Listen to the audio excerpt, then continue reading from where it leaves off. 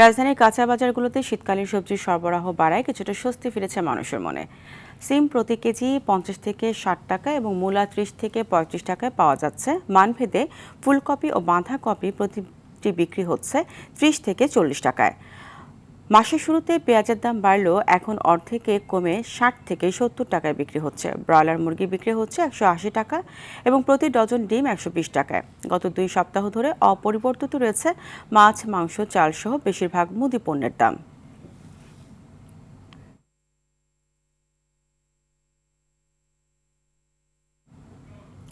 দর্শক, এই মুহূর্তে রাজধানীর কারওয়ান বাজারে আছেন সহকর্মী আলওয়ান খান। আমরা সরাসরি চলে যাচ্ছি সেখানে। আলওয়ান, বাজারে শীতকালীন সবজি কেমন দেখছেন? এছাড়া ঘন কুয়াশায় ক্রেতা বিক্রেতাদের উপস্থিতি কেমন দেখতে পাচ্ছেন?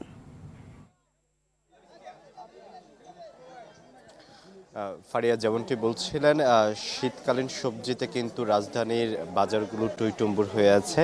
সব ধরনের শীতকালীন সবজি কিন্তু আমরা দেখতে পাচ্ছি বর্তমানে বাজারে উপস্থিত, এবং দামও বিক্রেতাদের ক্রেতাদের হাতের নাগালের ভিতরে আছে। তো আমরা যদি বলি শিম, টমেটো এবং যে মূলা, বাঁধাকপি, এই সবগুলো সবজি কিন্তু মানভেদে বিক্রি হচ্ছে 30 থেকে 40 টাকা, এবং কিছু কিছু যেগুলো ভালো একটু ভালো কোয়ালিটি, তার কিন্তু দাম বিক্রি হচ্ছে 50 থেকে 60 টাকার মধ্যে। তবে কিছুটা বাড়তি আমরা দেখতে পাচ্ছি কাঁচামরিচের দাম। পেঁয়াজের দামটাও গত 2-3 সপ্তাহ যাবৎ আমরা দেখতে পেয়েছি 130 থেকে 150 টাকার মধ্যে বিক্রি হচ্ছিল।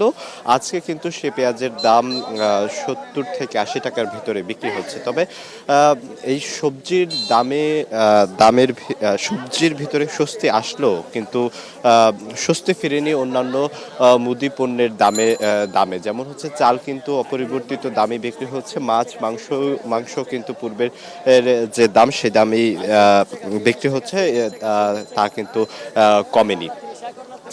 তবে স্বস্তির কথা যদি বলতে যাই, এই শীতকালীন সবজি কেন্দ্রিকে কিন্তু ক্রেতাদের মনে কিছুটা স্বস্তি ফিরেছে। তবে বিক্রেতারা বলছে তাদের আজকের বাজারে ক্রেতা সমাগম খুবই কম, কারণ ঘন কুয়াশায় হয়তো মানুষজন ঘর থেকে বের হচ্ছে না, বাজার একটু কম করছে। এই ছিল ফারিয়া কারণ বাজার থেকে সর্বশেষ। আলওয়ান, আপনাকে ধন্যবাদ।